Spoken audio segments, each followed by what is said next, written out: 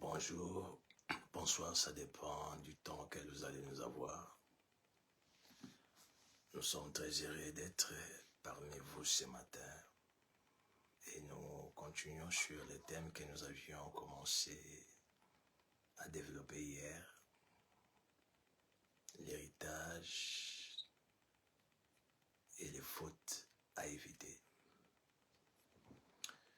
Ou complexe.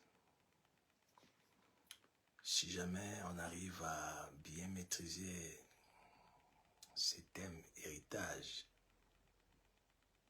nous allons vivre heureux sur la terre. Pourquoi? Parce que nous sommes l'office des héritiers. Nous n'avons pas des efforts, nous n'avons pas fourni des efforts pour vivre l'héritage que nous bénéficions. Il y a quelqu'un qui a fourni un grand effort, qui a fait un sacrifice qui s'appelle Jésus-Christ pour que nous puissions vivre l'héritage que nous possédons. Et vous allez vous souvenir que Jérémie chapitre 17 verset 4 dit, si on peut commencer par là, Saint-Esprit, nous saluons ta présence, nous te bénissons pour cette faveur que tu nous as accordée. Couvre-nous de ta gloire, de ton ombre. Fais-nous connaître tes pensées à travers ces messages. Dispose les cœurs de chaque être que tu as placé devant son téléphone pour écouter ta voix afin de les comprendre. Nous chassons tout ce qui n'est pas de toi. Au nom de Jésus-Christ. Amen. Jérémie chapitre 17.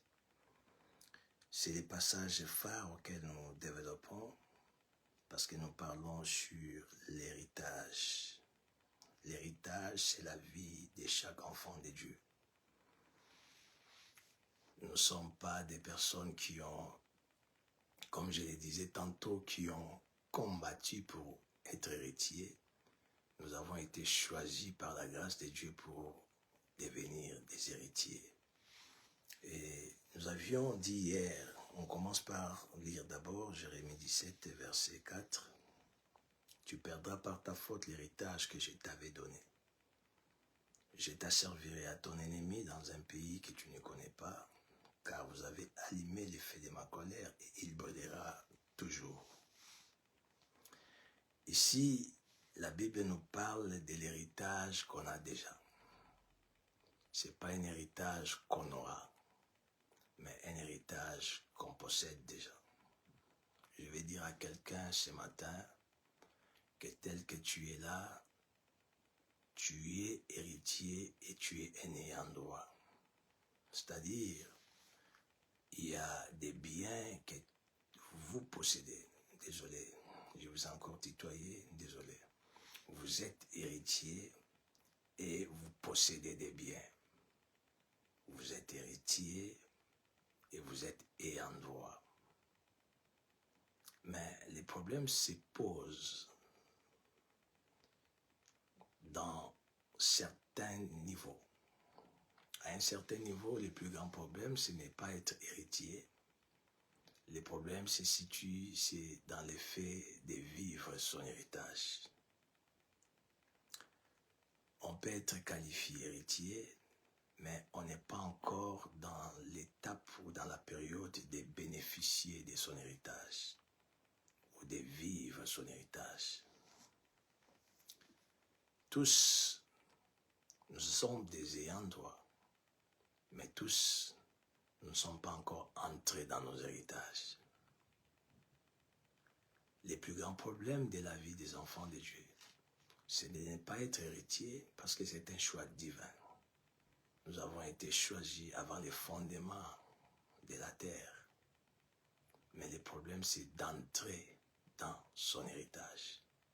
C'est là où le diable s'élève pour s'opposer à chaque héritier, à chaque héritière, dans diverses façons, de diverses manières pour l'empêcher à vivre son héritage. Et bien qu'on soit tous des héritiers, retenez que nous n'avons pas tous les mêmes héritages. On a une très grande différence. On a une vie, chacun a une vie, a une destinée, a un avenir tout à fait différent de l'autre. Du coup, l'héritage qu'on peut posséder est obligatoirement différent des autres. Vous allez vous souvenir que Jacob avait 12 fils. Mais au moment de les bénir, dans Genèse 49, lorsqu'il a rassemblé ses 12 fils, il a ouvert sa bouche, il n'avait pas prononcé les mêmes paroles pour chacun de ses enfants. Bien que tous soient les siens, mais il y avait des paroles différentes pour chacun d'eux. J'aimerais dire à quelqu'un, vous êtes différent de votre frère, vous êtes différent de votre sœur. Non parce que vous avez une différence d'âge, non parce que vous avez des visages qui ne sont pas identiques, mais vous êtes différent de votre intérieur, vous êtes différent de votre ADN. Quand je parle de l'ADN, je ne parle pas de l'ADN qui est l'ADN familial, parce qu'on a tous des ADN semblables, pareils, si on appartient à une même famille. Je parle de la manière dont vous avez été synchronisés, si je peux utiliser ces mots. Vous avez été synchronisés d'une autre manière que votre frère, raison pour laquelle Jacob et Ésaü, ils sont venus sur la terre les mêmes jours, mais ils avaient des héritages différents. Les mêmes jours, à la même heure, mais avec des héritages différents. Je vais ouvrir une parenthèse pour dire à quelqu'un, parce qu'on a des héritages différents, on n'a pas aussi les mêmes calendriers pour vivre l'accomplissement de nos héritages. Chaque personne a un calendrier divin, un calendrier céleste, un calendrier propre à lui, spécifique, pour entrer dans son héritage. Je vous ai dit tantôt, on est héritier, mais tous les héritiers et héritières ne sont pas encore entrés dans leur héritage. Il faudra commencer par entrer dans son héritage. Et quand vous y êtes, on ne se limite pas là. Il faudra conserver son héritage. Parce que la Bible parle dans Jérémie 17, ici il s'agit d'une personne qui avait l'héritage, mais qui ne l'a pas conservé, qui l'a perdu à cause d'une faute, à cause d'une bêtise. Il arrive à perdre son héritage. Et je reviens sur ce que j'étais en train de dire. Vous avez un calendrier divin pour entrer à la possession de votre héritage. C'est-à-dire vous avez un temps propre à vous, vous avez une période. C'est pourquoi quand on est mature, quand on grandit dans la foi, on n'a pas les yeux fixés sur l'autre parce qu'il a un héritage différent de vous. Parce qu'il a un héritage auquel il est entré en possession avant vous. On se réjouit de l'héritage de l'autre parce que l'héritage, c'est la volonté de Dieu révélée, cachée pour la vie de votre frère, pour votre vie. Donc, le fait de regarder votre frère, votre soeur d'un mauvais œil, parce qu'il a tel héritage, parce qu'il a tel autre héritage, vous vous mettez automatiquement en guerre contre Dieu.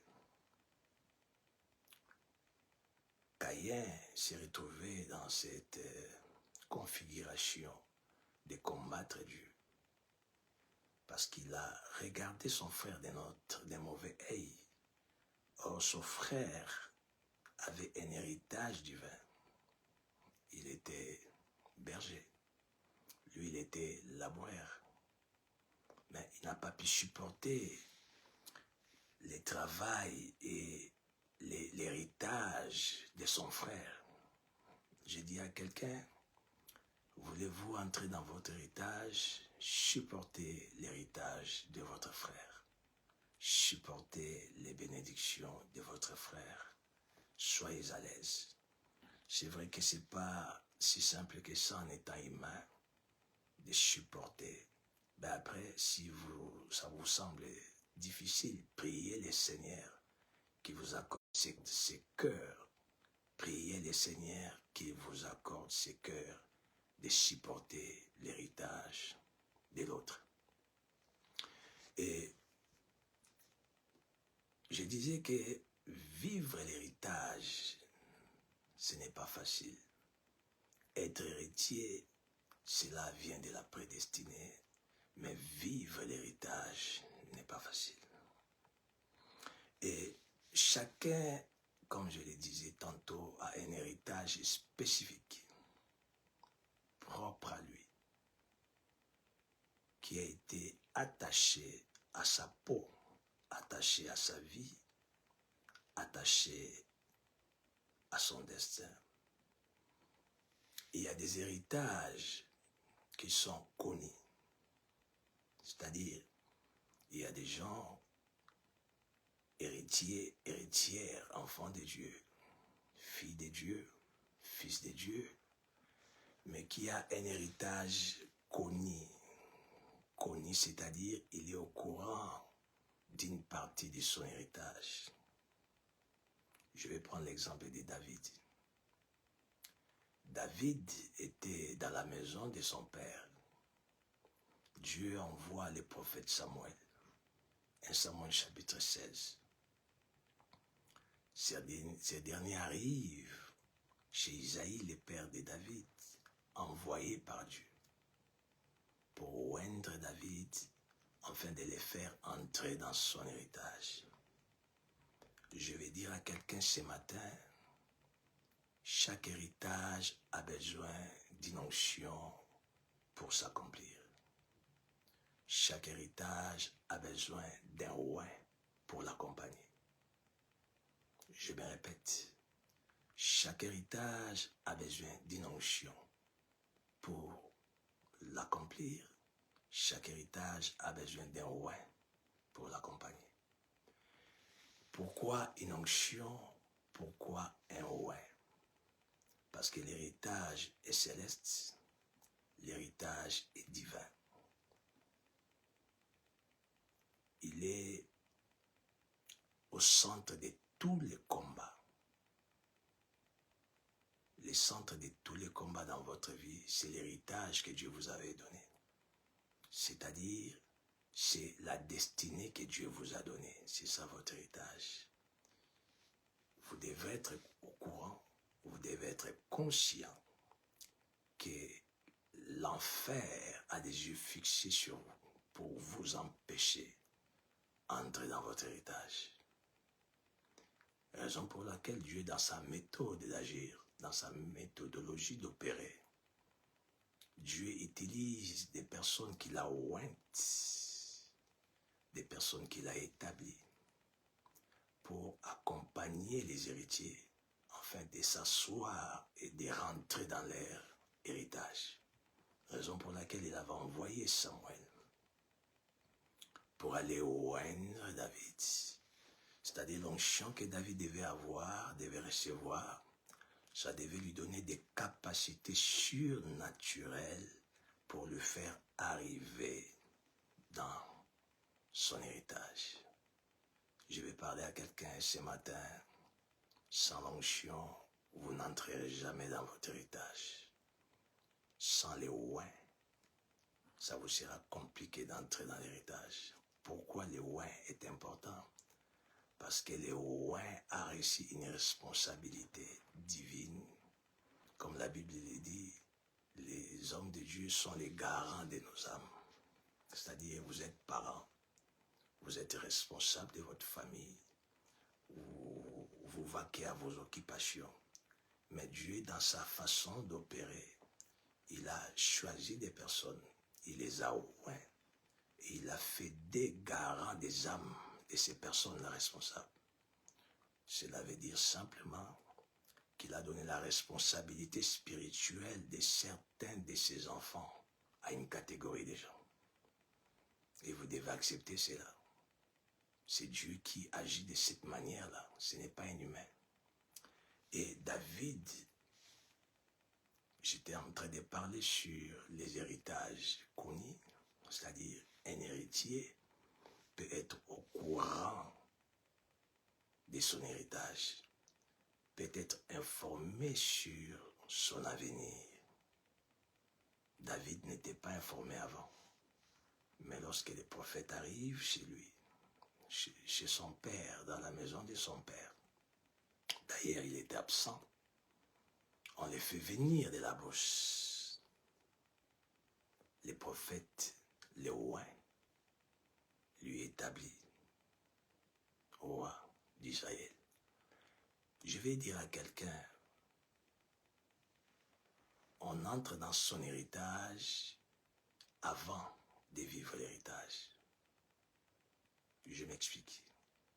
Vous ne pouvez pas entrer dans votre héritage physique, bénéficier, vivre l'héritage, palper l'héritage, toucher l'héritage, si spirituellement vous n'êtes pas encore en possession de cet héritage. Raison pour laquelle il y a des gens aujourd'hui avec des capacités, plein d'intelligence, plein de talents, qui se battent jour et nuit. Ils se battent, ils fournissent des efforts, ils font tout ce qu'ils peuvent faire. Ils ont des opportunités, ils ont des personnes pour les aider. Ils font le nécessaire, comme la Bible le dit, que l'homme mangera la sueur de son front.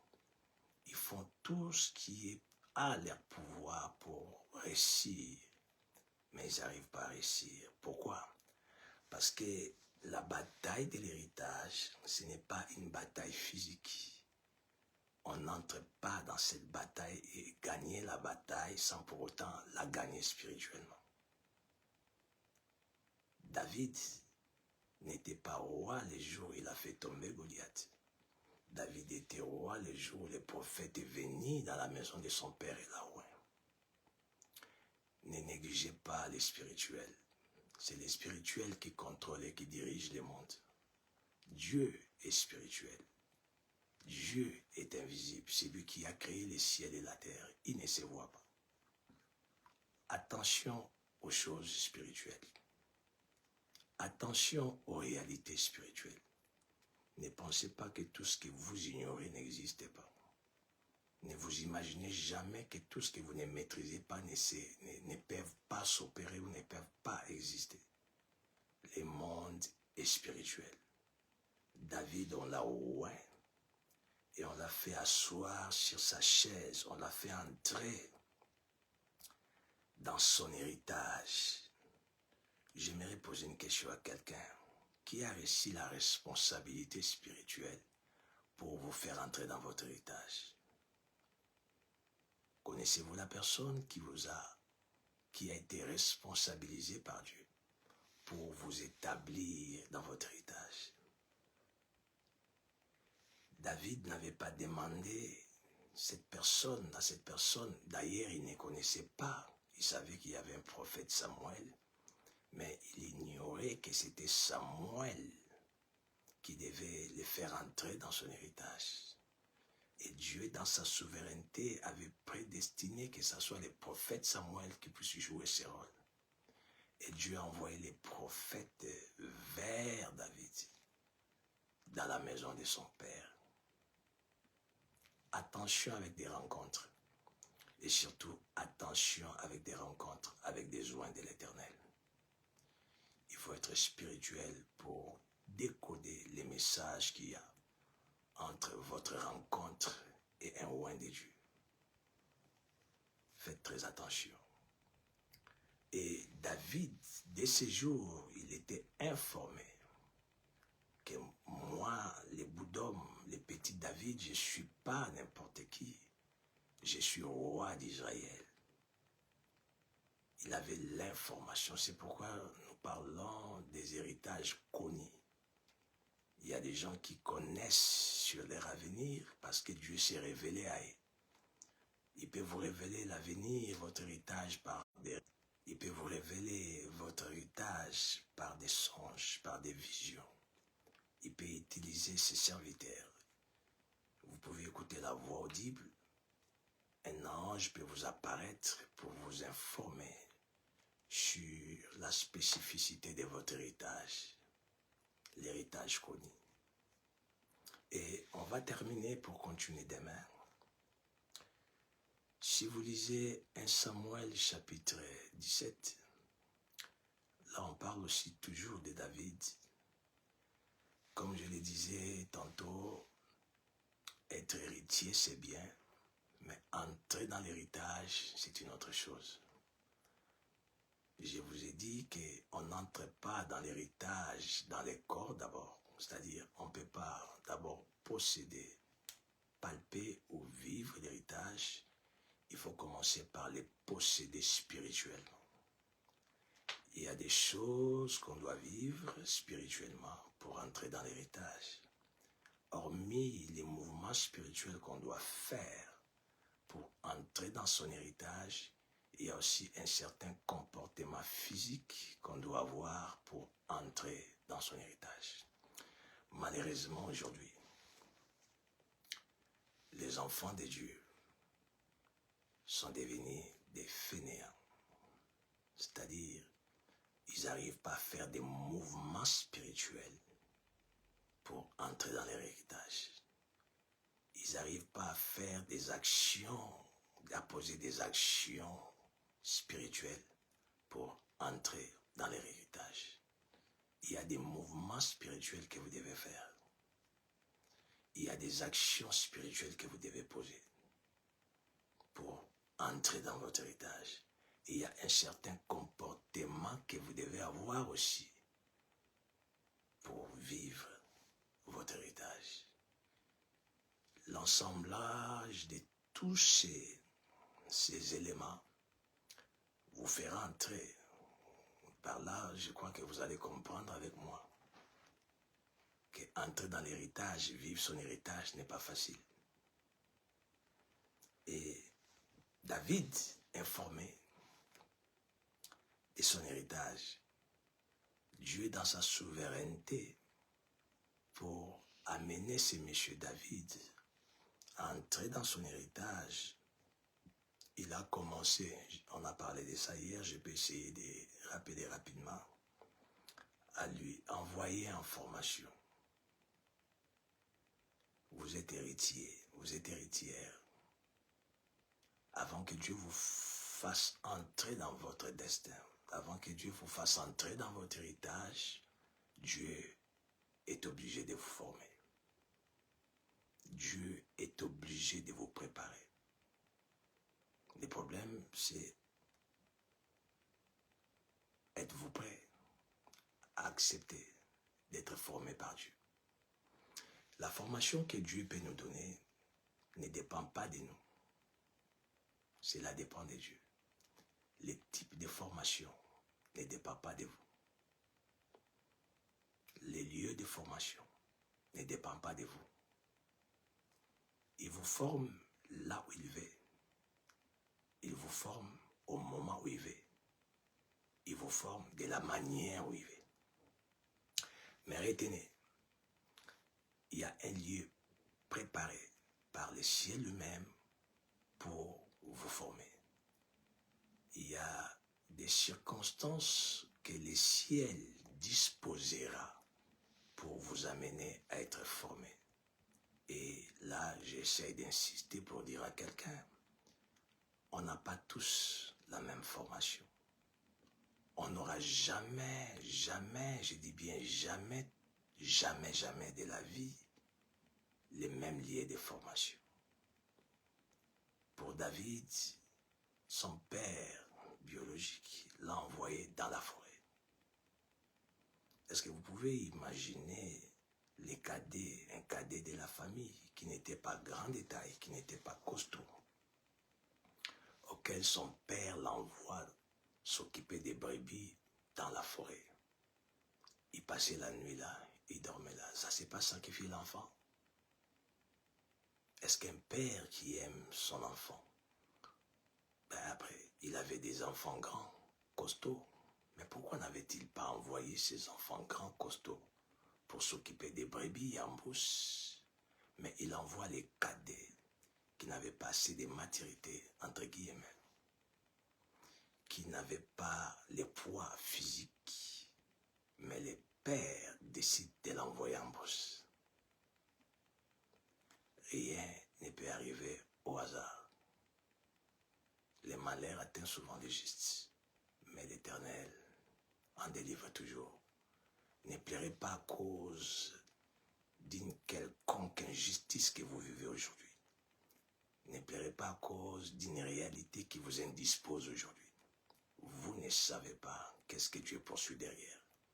David était ignorant que la décision de son père était incitée par Dieu pour qu'il se retrouve en brousse. Comme chaque enfant obéissant, poli, il n'a pas discuté. C'était le lieu de formation que Dieu avait décidé pour préparer ces grands messieurs. Un monsieur avec une grande destinée, avec un grand héritage.